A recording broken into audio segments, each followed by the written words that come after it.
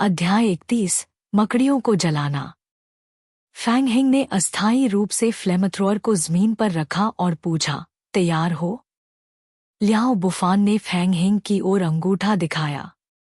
हाँ। फैंग हिंग ने ज़ोंबी क्लोनों को भूमिगत रास्ते से हटने का आदेश दिया।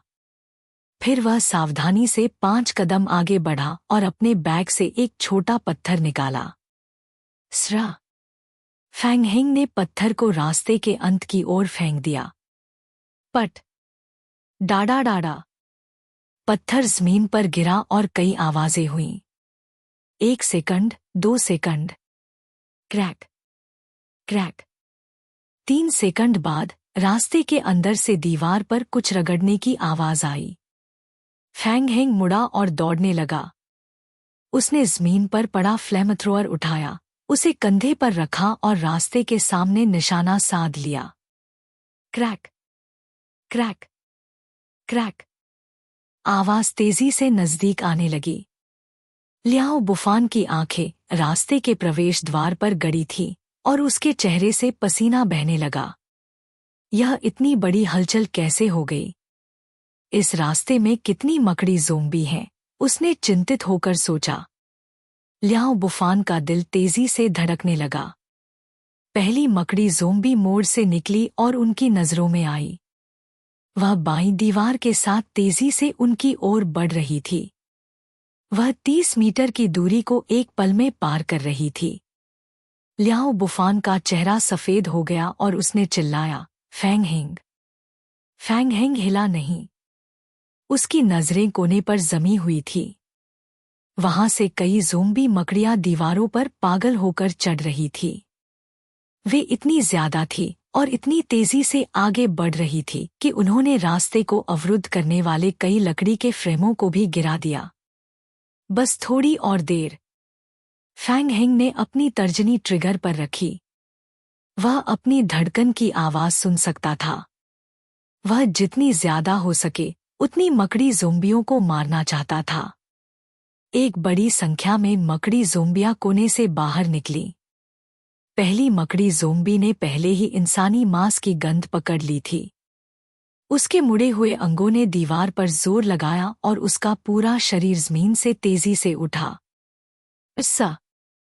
मकड़ी ज़ोंबी उड़कर फैंग हिंग पर झपटने वाली थी। लियाओ बुफान चिल्लाया, फैंग हिंग, जल्दी करो। मकड़ी ज़ोंबी ने अपने पंजे बढ़ाए ही थे कि फैंग हिंग ने स्थिरता से फ्लेमथ्रोअर थामा और तर्जनी से ट्रिगर दबाया। बूम। फ्लेमथ्रोअर गरजा। एक लंबी, हल्की नीली उच्च तापमान की लौ फ्लेमथ्रोअर के मुंह से निकली। मकड़ी ज़ोंबी, जो सीधे फ्लेमथ्रोअर के मुंह की ओर बढ़ रही थी, सीधे लौ की चपेट में आ गई। ची। मकड़ी ज़ोंबी ने एक अजीब सी चीख निकाली। उसका पूरा शरीर तुरंत आग की लपटों में घिर गया और वह तेजी से पीछे की ओर उछल गई। पट। ज़ोंबी जमीन पर गिर पड़ी। उसका शरीर जमीन पर मरोड़ खा रहा था और आग की लपटें बुझ नहीं रही थीं। वह दर्द भरी चीखें मारती रही। वह फ्लेमथ्रोअर से जलने के बाद भी पूरी तरह से नहीं मरी थी। म्यूटेटेड ज़ोंबी वास्तव में बहुत परेशानी वाली थी। फैंग हिंग ने गुस्से में अपने दांत कसे। उसके पास यह सोचने का समय नहीं था कि आग ने कितना नुकसान किया है, क्योंकि और मकड़ी ज़ोंबियां जलती हुई ज़ोंबी के ऊपर से उछलकर आ रही थी, जो जमीन पर लौट रही थी। वे लगातार फैंग हिंग की ओर दौड़ने लगी। फैंग हिंग, वे बहुत ज्यादा हैं। लियाओ बुफान का माथा पसीने से भर गया। उसने तुरंत आग के वाल्व को उसकी अधिकतम क्षमता पर घुमा दिया। फैंग हिंग ने उसकी बात सुनी, लेकिन जवाब देने का समय नहीं था। उसने अपने दांत कसकर मकड़ी ज़ोंबियों को जलाने के लिए लौ को और अधिक तेजी से फैलाया। ची ची। मकड़ी ज़ोंबियां मौत से डरती नहीं थी। वे एक एक करके आग में कूद गईं और ऊंचे तापमान से जलकर फिर से पीछे की ओर गिर गईं। फैंग हिंग। लियाओ बुफान ने चिल्लाकर कहा, स्थिति बिगड़ रही है। पीछे हटने की तैयारी करो, वे बहुत ज्यादा हैं। आधा ईंधन खत्म हो चुका है। फैंग हेंग ने भौहें तानी। पीछे हटना? मेरे मरने पर ही, फैंग हेंग ने मन में सोचा। पीछे हटने का विचार इस योजना में शामिल ही नहीं था। फ्लेम थ्रोअर की आग की शक्ति जबरदस्त थी और इसका उपयोग करते हुए एक अद्भुत एहसास हो रहा था। लेकिन ईंधन इतनी जल्दी कैसे खत्म हो सकता है? फैंग हेंग के मन में सवाल उठने लगे। उसने याद किया कि अपनी स्मृतियों में देखे गए वीडियो में उस खिलाड़ी ने लगभग आधे घंटे तक फ्लेम थ्रोअर का उपयोग किया था, तब जाकर ईंधन की एक बोतल खत्म हुई थी। यहाँ कितनी देर हो चुकी थी? क्या यह हो सकता है कि वेटिल ने उसे घटिया माल बेचा हो? इतनी जल्दी कैसे खत्म हो सकता है? लियाओ बुफान चिंतित होकर चिल्लाया, हम हमेशा अधिकतम शक्ति पर इसे चला रहे हैं, वरना हम ज्यादा देर तक टिक नहीं पाते। समझ गया। फैंग हेंग को तुरंत समझ में आया। उस वीडियो में खिलाड़ी ज्यादातर सामान्य ज़ोंबियों से निपट रहा था। केवल कभी कभार ही एक या दो म्यूटेटेड ज़ोंबी दिखाई देती थी, इसलिए अधिकतम शक्ति की जरूरत नहीं होती थी। लेकिन वह यहाँ पूरी तरह से मकड़ी ज़ोंबियों से निपट रहा था।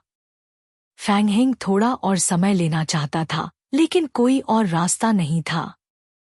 ईंधन खत्म होने ही वाला था। फैंग हेंग ने आखिरकार फ्लेम नोजल को झुकाया और जमीन पर पड़े गैसोलीन की ओर निशाना साधा। बूम! जमीन पर पड़ा गैसोलीन जल उठा। लौ तेजी से गैसोलीन के साथ आगे बढ़ने लगी।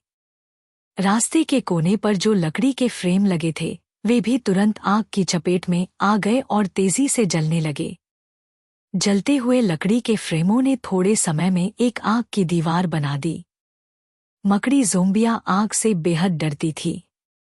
रास्ते के कोने में जल रही आग ने मकड़ी ज़ोंबियों का रास्ता पूरी तरह से बंद कर दिया। यह देखकर लियाओ बुफान की आंखों में चमक आ गई। वह समझ गया, तो ये लकड़ी के फ्रेम इसी के लिए थे। बॉस तो कमाल है। तो ये सब योजना का हिस्सा था। लियाओ बुफान के चेहरे पर हल्की मुस्कान आई और उसकी तनी हुई नसें थोड़ी ढीली पड़ी। बकवास! मैंने बेकार ही इतनी चिंता की। निरंतर मकड़ी ज़ोंबियों के न आने से फैंग हेंग और लियाओ बुफान पर दबाव काफी कम हो गया। अब उन्हें केवल बचे हुए मकड़ी ज़ोंबियों से निपटना था, जो पूरी तरह से मरे नहीं थे। फ्लेम थ्रोअर का तापमान 91% तक पहुंच गया था। फैंग हेंग को मजबूरन वाल्व को अस्थायी रूप से बंद करना पड़ा। अगर वह इसे और जारी रखता तो फ्लेम थ्रोअर की स्थायित्व और उसकी सीमा दोनों को नुकसान हो सकता था। आग थोड़ी देर के लिए बंद हो गई। लियाओ बुफान चौकन्ने होकर सामने की मकड़ी ज़ोंबियों की ओर देख रहा था।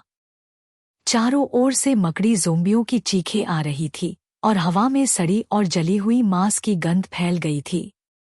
यह दृश्य नर्क जैसा था। कुछ ज़ोंबी ज़मीन पर तड़प रही थी, जबकि कुछ भागने की कोशिश कर रही थी। वे पीछे की दीवार से टकराकर आग की दीवार में फंस गईं। जो बचे हुए थे, वे सबसे ज्यादा मुसीबत थे। उनके शरीर जल रहे थे, फिर भी वे फैंग हेंग की ओर बढ़ रहे थे।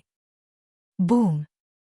आधे मिनट से भी कम समय में फ्लेम थ्रोअर का नोजल फिर से 89% तापमान पर पहुंच गया। फैंग हेंग को एक बार फिर स्विच दबाना पड़ा। फैंग हेंग, अभी भी 1/4 ईंधन बचा है, लियाओ बुफान ने कहा और जल्दी से फ्लेम की तीव्रता को थोड़ा कम कर दिया। फैंग हेंग ने माथे पर बल दिया। म्यूटेटेड ज़ोंबी सच में परेशानी वाली थी। यहाँ तक कि मकड़ी ज़ोंबियां, जिनकी एचपी कम थी और जिनमें आग सहन करने की क्षमता कम थी, इतनी मुश्किल साबित हो रही थी। यहाँ तक कि फ्लेम थ्रोअर का उपयोग करते हुए भी वे ज्यादातर मकड़ी ज़ोंबियों को हरा नहीं पाए थे। लेवल अप करना वाकई बहुत कठिन था। फैंग हेंग खुश था कि उसने पहले से योजना बनाई थी और रास्ते के पिछले हिस्से में जाने वाले मार्ग को अवरुद्ध करने के लिए आर्टिफिशियल फायरवॉल का इस्तेमाल किया था।